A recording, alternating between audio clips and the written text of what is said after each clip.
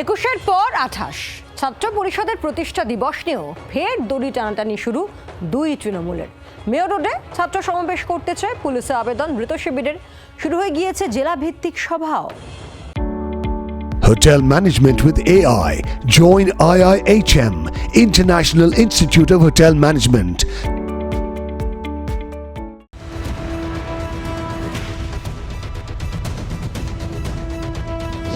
পালাবদলের পর তৃণমূল ভেঙেছে, সাধের 21-এ ভাগ বসিয়েছেন বিদ্রোহীরা।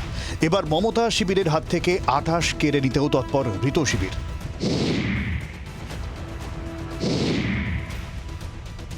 1998 সালে কংগ্রেস ভেঙে তৃণমূল প্রতিষ্ঠা হয়।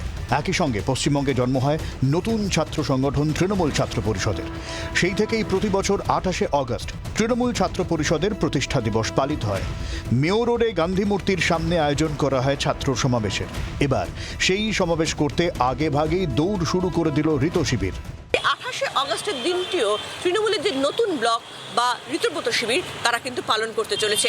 ইতিমধ্যে এইটা নিয়ে সেক্ষেত্রে প্রশাসনের কাছে যে মেয়র রোডে প্রত্যেকবার 28শে আগস্টের অনুষ্ঠান পালিত হয়, সেই মেয়র রোডের জন্য পারমিশন চাওয়া হয়েছে।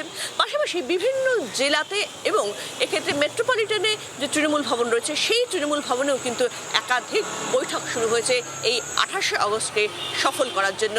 ঋতুব্রত শিবির বা তৃণমূলের যে নতুন ব্লক তৈরি হয়েছে সেই ব্লকের পক্ষ থেকে আমরা করছি। আমাদের এনডব্লিউসি মিটিং আছে আগামী রবিবার দিন।